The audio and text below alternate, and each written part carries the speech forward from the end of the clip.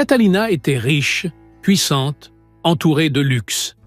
Mais il a suffi d'une simple demande au beau milieu d'un restaurant chic pour que sa vie bascule. Lorsqu'un homme en haillons lui demanda les restes de son assiette, elle était loin d'imaginer que, quelques jours plus tard, elle se retrouverait à forcer l'entrée d'un hôpital pour sauver son bébé. Mais ce qui l'a le plus bouleversé, ce n'est pas ce dont il avait besoin, c'est ce qu'il portait dans le cœur. Mais avant de plonger dans cette histoire, dites-nous en commentaire d'où vous regardez cette vidéo. C'est toujours incroyable de voir jusqu'où nos récits voyagent. Catalina fixait son assiette avec peu d'enthousiasme. Le restaurant, l'un des plus huppés de la ville, arborait des lustres en cristal suspendus au plafond et des serveurs qui se déplaçaient en silence, comme si même leurs pas devaient être élégants. Elle était seule à cette grande table, comme toujours. À 40 ans, elle possédait tout ce que l'argent peut offrir, sauf l'essentiel. Ses relations passées s'étaient toutes terminées de la même façon. Des hommes attirés par sa fortune, jamais par ce qu'elle était réellement. Catalina avait renoncé à l'amour. Elle préférait une solitude honnête à une compagnie fausse. Elle porta une bouchée de saumon à sa bouche, mâchant lentement. Le goût était parfait, mais elle n'en tirait aucun plaisir. Toute sa vie ressemblait à ce plat, irréprochable, mais vide. C'est alors qu'elle entendit une voix douce derrière elle. « Excusez-moi, madame. » Catalina se retourna et vit un homme noir, grand, vêtu de vêtements usés, le regard fatigué. Mais dans ses yeux, il y avait quelque chose d'autre. Ce n'était pas du désespoir, c'était de la dignité. « Je suis désolé de vous déranger. Je sais que ce n'est pas habituel, mais est-ce que je pourrais avoir vos restes? Ce n'est pas pour moi, c'est pour mes enfants. Ils sont tout petits et je n'ai rien à leur donner aujourd'hui. » Le restaurant entier sembla se figer. Certains clients le regardèrent avec mépris. Un serveur s'approcha, prêt à l'expulser. Mais Catalina leva la main pour l'en empêcher. Elle plongea son regard dans celui de l'homme et y vit quelque chose d'inattendu. Un amour pur. Il n'était pas là par choix ou par fierté. Il était là parce qu'il aimait ses enfants plus que lui-même. « Quel âge ont-ils » demanda Catalina calmement. L'homme parut surpris par la question. « Ce sont des jumeaux. Ils ont 8 mois. » « Et leur mère ?» Il baissa encore plus la tête. « Elle nous a quittés à leur naissance. Elle disait qu'elle ne pouvait pas vivre comme ça. Depuis, nous sommes seuls, tous les 3. » Catalina sentit un pincement au cœur. Elle fit signe au serveur de tout emballer. Son assiette, plus 3 plats complets. Le serveur hésita, mais obéit. Pendant qu'il préparait les paquets, Catalina demanda « Comment vous appelez-vous » ? « Andrés, répondit-il, encore incrédule face à ce qui se passait. « Andrés, je vais vous donner de quoi manger aujourd'hui. Mais dites-moi, où vivez-vous » Il resta silencieux un moment. Puis, d'une voix presque inaudible, il avoua « Dans une voiture abandonnée, près du parc central. » Le cœur de Catalina se mit à battre plus vite. 2 bébés vivants dans une voiture. L'image la hantait déjà. Quand la nourriture fut prête, elle lui tendit les sacs. Il la remercia tant de fois qu'elle dut lui demander d'arrêter. « Prenez soin d'eux », fut tout ce qu'elle dit. Andrés partit en hâte, comme s'il craignait qu'elle change d'avis. Catalina régla l'addition et quitta le restaurant peu après. Impossible de rentrer chez elle. Une inquiétude étrange la tiraillait. Elle suivit Andrés de loin, discrètement. Il marcha pendant 20 minutes jusqu'à un parking désert. Là, près d'une clôture en ruine, se trouvait une vieille voiture sans roues, posée sur des briques. Andrés ouvrit avec précaution la portière arrière. Catalina s'approcha en silence. À travers la vitre embuée, elle aperçut 2 bébés endormis sous une couverture fine. Ils étaient adorables, avec leurs joues rondes et leurs petites boucles. Andrés sortit la nourriture et commença à préparer un biberon de fortune, avec de l'eau qu'il avait dans une bouteille. Il fredonnait doucement en s'activant, une mélodie si apaisante qu'elle semblait calmer les enfants même en dormant. Catalina remarqua qu'il ne mangea rien. Il mit toute la nourriture de côté pour les nourrir, gardant un peu pour plus tard. Elle resta là, dissimulée derrière un poteau, à observer la scène pendant près d'une demi-heure. Elle le vit prendre les bébés dans ses bras, un par un, et leur donner de la nourriture écrasée avec une petite cuillère en plastique.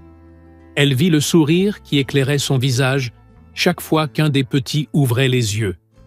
Elle vit un amour inconditionnel dans chacun de ses gestes. Des larmes coulèrent sur les joues de Catalina. Elle, qui avait tout, n'avait jamais ressenti quelque chose d'aussi pur. Cet homme, qui n'avait rien, était plus riche qu'elle ne le serait jamais. De retour dans sa grande maison ce soir-là, Catalina ne trouva pas le sommeil.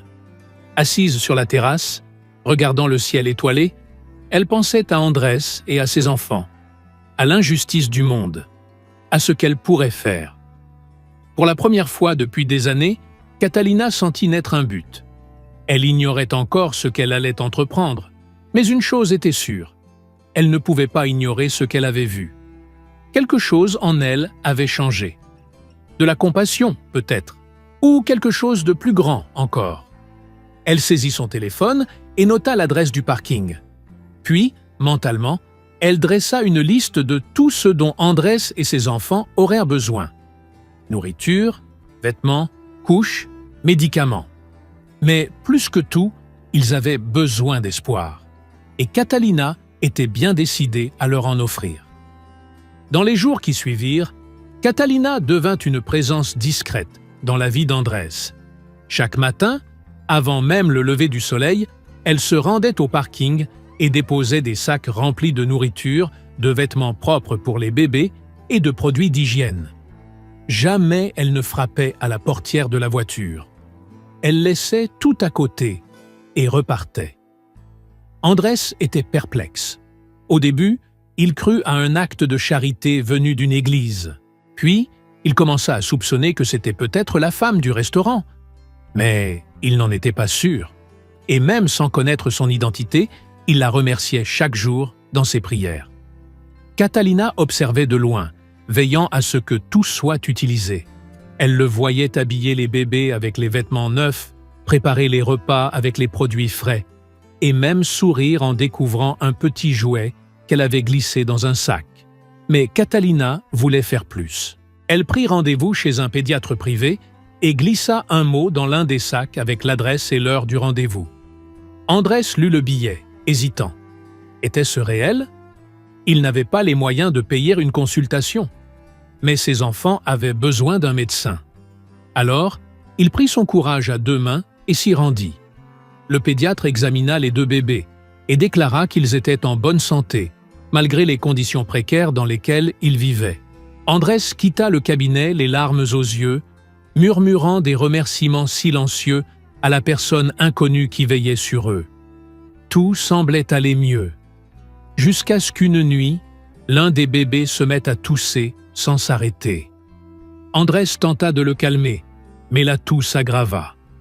L'enfant avait de la fièvre, du mal à respirer. Andrés paniqua. Il le prit dans ses bras, l'enveloppa dans une couverture et courut jusqu'à l'hôpital le plus proche. À l'accueil, la réceptionniste fronça le nez en le voyant arriver avec ses vêtements déchirés et l'odeur de sueur. « Je vous en supplie, mon fils est très malade, » implora-t-il. « Vous avez une mutuelle » demanda la femme. « Non, mais s'il vous plaît, il est en train de… »« Sans mutuelle, les soins doivent être payés d'avance. Ça fera 1 200 €. Andrés sentit le sol se dérober sous lui. « Je n'ai pas cet argent, mais mon fils peut mourir. Pitié !» La réceptionniste soupira. « Je suis désolé, ce sont les règles. » Andrés tomba à genoux, tenant son bébé contre lui, qui pleurait faiblement. Il ne savait plus quoi faire. C'est alors qu'il se rappela du billet qu'il avait trouvé quelques jours plus tôt.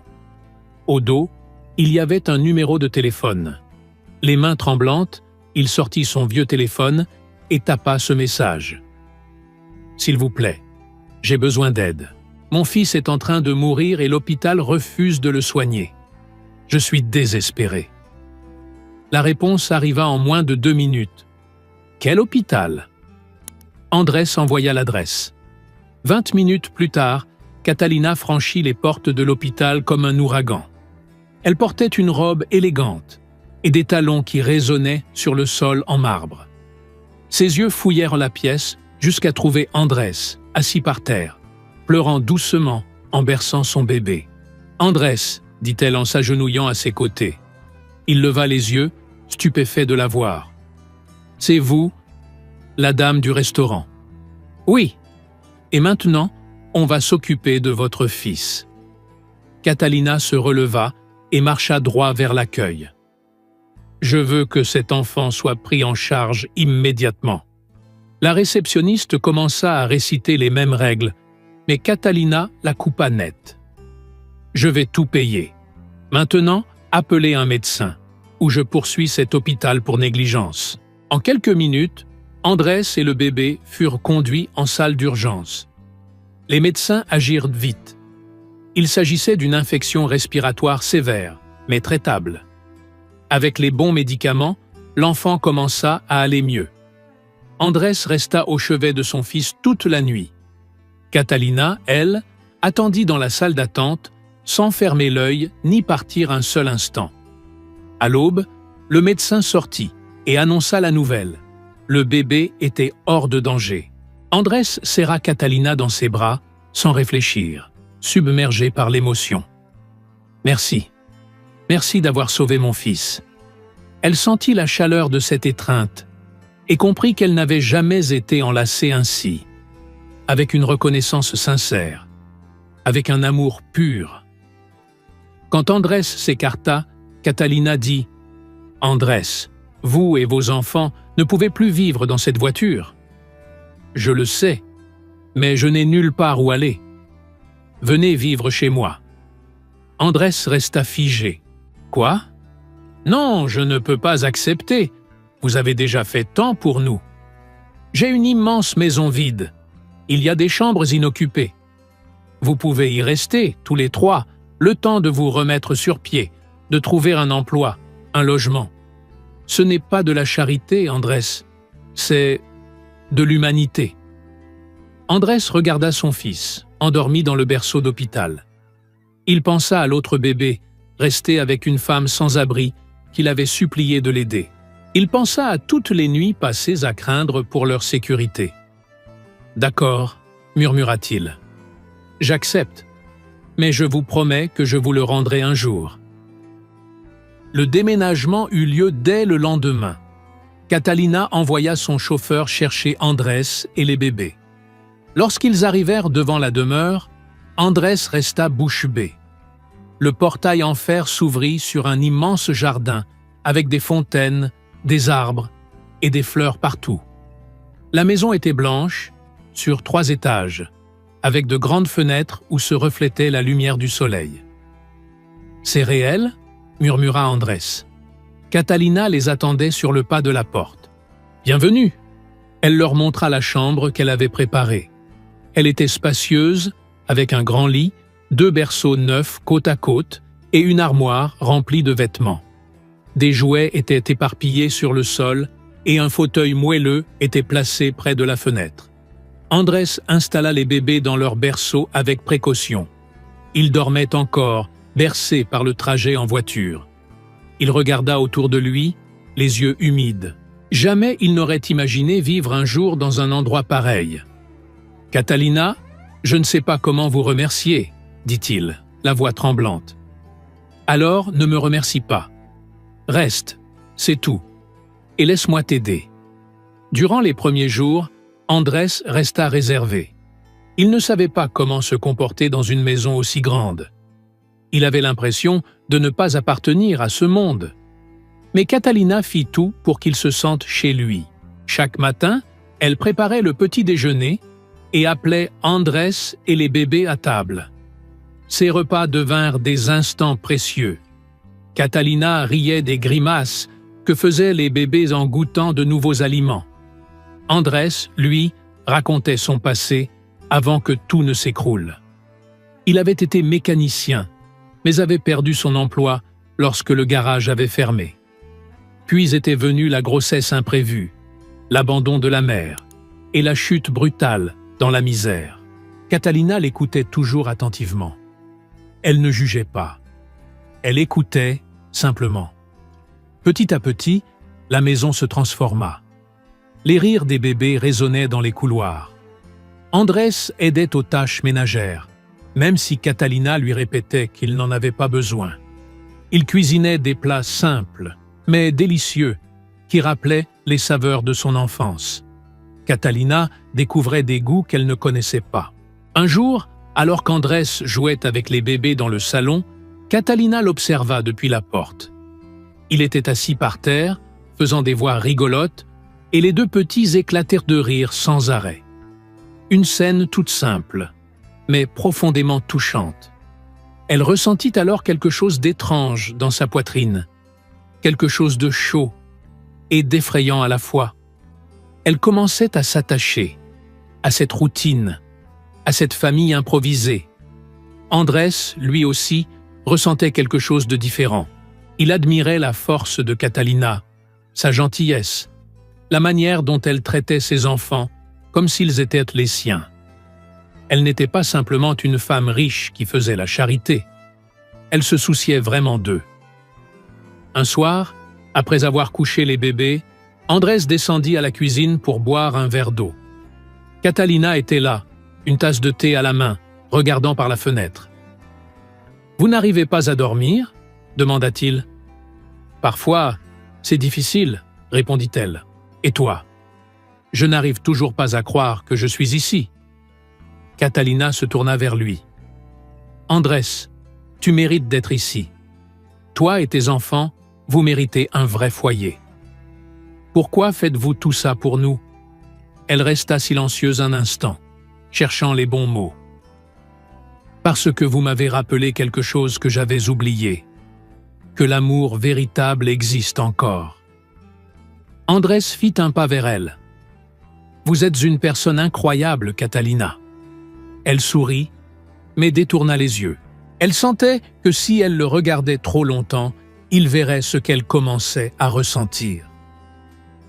Les mois passèrent, et la vie dans la maison trouva son propre rythme.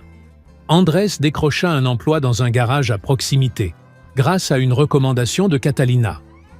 Il partait tôt le matin et rentrait en fin d'après-midi, toujours impatient de retrouver ses enfants.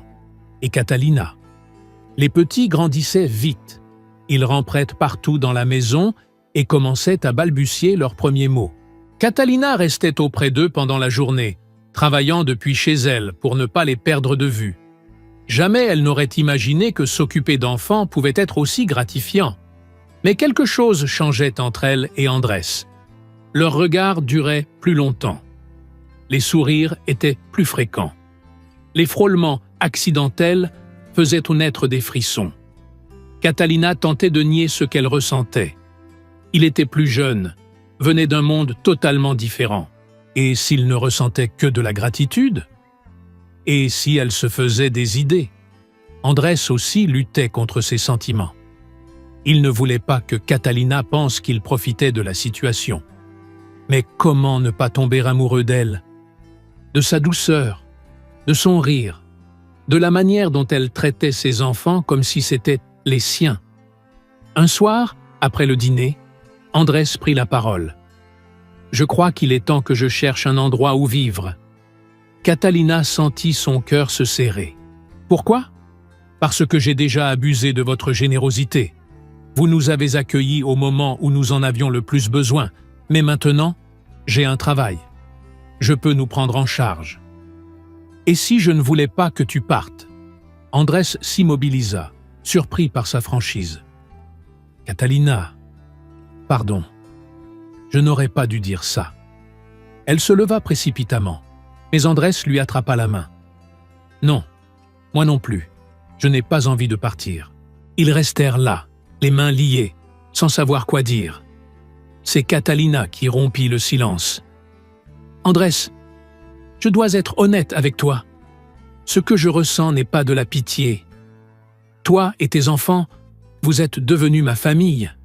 Et je suis tombée amoureuse de toi. » Le cœur d'Andrés explosa d'émotion. « Tu es sûr? Je n'ai rien à offrir.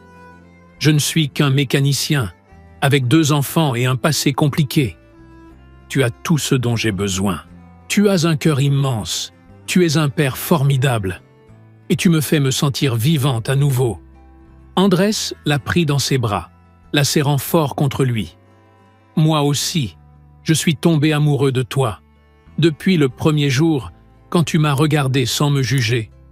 Tu as vu l'homme en moi, pas le mendiant que les autres voyaient. » Ils s'écartèrent juste assez pour se regarder dans les yeux. Puis, lentement, Andrés se pencha et l'embrassa. Un baiser doux, rempli de promesses et de nouveaux départs. Quand ils se séparèrent, Catalina avait les larmes aux yeux. « Alors restez, pour toujours. Soyez ma vraie famille. »« Nous le sommes déjà, » murmura Andrés. À partir de ce jour-là, ils ne furent plus seulement une riche bienfaitrice et un père dans le besoin. Ils étaient partenaires, amants, parents. Ils bâtirent une vie ensemble, fondée sur le respect, l'amour et la complicité. Andrés continua de travailler, fier de subvenir aux besoins de sa famille. Catalina gérait toujours ses affaires. Mais désormais, elle rentrait chaque soir avec empressement, impatiente de retrouver ceux qu'elle aimait. Les enfants grandirent dans un foyer rempli d'amour. Ils ne connaîtraient jamais la faim, ni le froid d'une nuit sans toit. Mais plus important encore, ils grandiraient en connaissant la valeur de la bonté et de l'empathie, parce qu'ils la voyaient chaque jour dans les gestes de leurs parents. Catalina avait enfin trouvé ce qu'elle cherchait depuis toujours, un amour vrai. Un amour qui ne se préoccupait ni de l'argent, ni du statut. Un amour né du besoin, mais qui avait fleuri dans le choix quotidien d'être ensemble. Et Andrés, lui, avait prouvé que la dignité ne s'achète pas, qu'un homme ne se définit pas par ce qu'il possède, mais par ce qu'il donne. Et lui, il avait de l'amour à offrir. Ainsi, ce qui avait commencé par une demande impossible dans un restaurant devint la plus belle histoire d'amour qu'ils aient jamais connue. Si cette histoire vous a touché d'une manière ou d'une autre, laissez un « j'aime ». Partagez-la avec quelqu'un de spécial. Et dites-nous en commentaire. Et vous, qu'auriez-vous fait à sa place ?